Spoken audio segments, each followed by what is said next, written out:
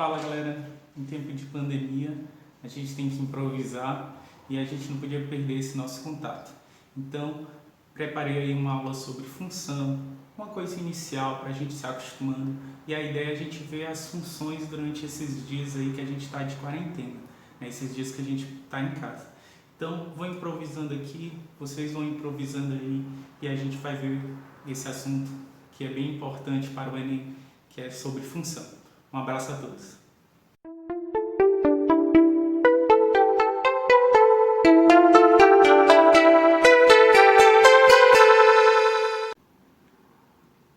Então vamos começar, galera.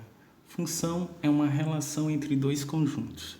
Como a gente pode perceber, temos o conjunto A e o conjunto B. E quando a gente tem uma relação entre esses dois conjuntos que não são vazios, a gente chama-se de função. Basicamente, trazendo para o nosso cotidiano, a gente vai ter uma primeira grandeza e uma segunda grandeza, onde essa segunda grandeza vai depender dessa primeira. Então, a gente vai ter essa relação como a gente observa. O número 1 está ligado ao menos 1, o 2 está ligado a 1, o 3 está ligado ao 2. Comumente, a gente chama o conjunto A exatamente de domínio e o conjunto B de contradomínio, que é o que a gente vai observar quando a gente vê nas questões as notações. O que a gente observa aqui? A gente vê essa expressão que diz que F está definida de A em B, ou seja, o A são os valores do domínio e o B a gente chama de contradomínio. Então, o que a gente vai observar?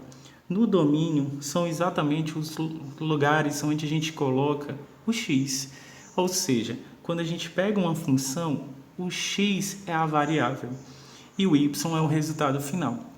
Esse resultado final a gente chama de imagem, como a gente observa aqui. Então, a gente tem três elementos importantes. O domínio, que são todos os valores que a gente coloca no lugar do x. Então, é o conjunto que a gente coloca esses valores. O B é o contradomínio, ou seja, é o conjunto numérico onde vão estar essas respostas, que a gente chama de imagem. Então, basicamente, função é tentar descrever algum fenômeno que é uma relação entre duas grandezas, e a partir daí a gente vê a relação entre elas. Lembrando que esses dois conjuntos não podem ser vazios, porque a gente precisa fazer essas ligações. Aí, trazendo para uma situação de cotidiano, a gente vai observar o seguinte: imagine o preço para se pagar numa corrida de táxi. E isso aí vai variar de estado para estado, mas vamos colocar uma situação hipotética. Imagine o seguinte: a gente tem uma taxa inicial de R$4, ou seja, que você paga pelo serviço, não é, por estar usando o táxi. E se nessa companhia ou nesse estado ele cobra R$2 por quilômetro rodado. Então, nesse caso, a gente vai ver uma relação entre a distância percorrida, ou seja, o quilômetro rodado, e o preço da corrida. Então, essa relação, que uma depende da outra, é um exemplo de função. Mais tarde, a gente vai observar que essa função é uma função de primeiro grau, também chamada de função afim. Mas hoje a gente vai se atentar à definição do que é função. Então, a gente, nessa situação hipotética, o preço de uma corrida de táxi ela vai depender desse valor fixo, que é R$4, e esse quilômetro rodado, que vai depender de cada cliente. Então, uma pessoa que fez uma corrida de 10 quilômetros, ele vai pagar exatamente R$24, por exemplo, né? Porque a gente vai ter 10 vezes 2, 20, mais 4, R$24. Aí, a partir dessas relações, surge algo que a gente vai chamar de gráfico. Então, pensando em Enem, pensando em vários vestibulares que usam contextualização, normalmente a gente vai ter o gráfico que é representado no plano cartesiano.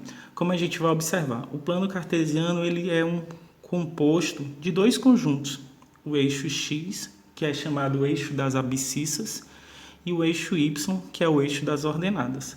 Como a gente vai poder observar, a gente tem a relação exatamente da situação anterior. Por exemplo, se a corrida for de 2 km, a pessoa vai pagar R$2 por cada quilômetro, ou seja, 2 vezes 2, 4, mais a taxa inicial, 8. E a gente tem essa relação chamada bionívoca, ou seja, para cada valor de x vai ter um de y, que não necessariamente eles precisam ser diferentes, né? Nesse caso, nessa função, eles vão ser únicos, um para o outro.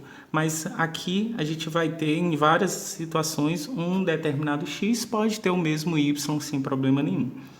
Aqui a gente tem outro exemplo também, quando a corrida foi de 5 km, ela custou R$14, porque 5 vezes 2, 10, mais 4, R$14.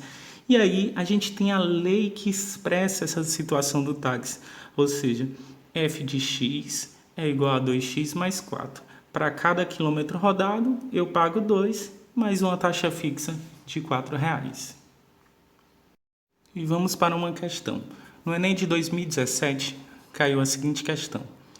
A água para o abastecimento de um prédio é armazenada em um sistema formado por 2 reservatórios idênticos, em formato de bloco retangular, ligados entre si por um cano igual ao cano de entrada, conforme ilustra a figura. Como a gente observa na figura, a gente vê aqui o cano de entrada, o reservatório 1, um outro cano e o reservatório 2. A água entra no sistema pelo cano de entrada no reservatório 1 a uma vazão constante e, ao atingir o nível do cano de ligação, passa a abastecer o reservatório 2. Suponha que inicialmente os 2 reservatórios estejam vazios.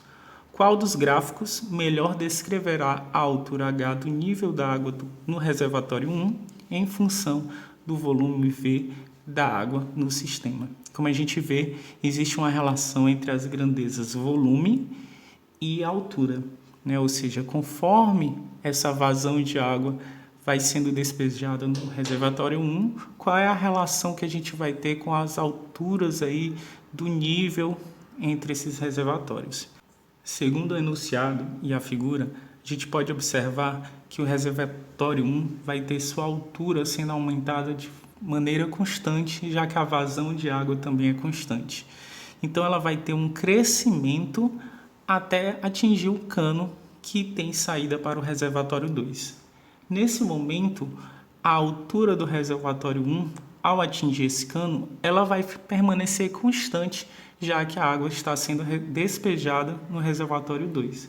Feito isso, a gente vai ter um tempo inicial crescente e agora, como está caindo no reservatório 2, essa altura está sendo constante até a altura do reservatório 2 atingir também o cano.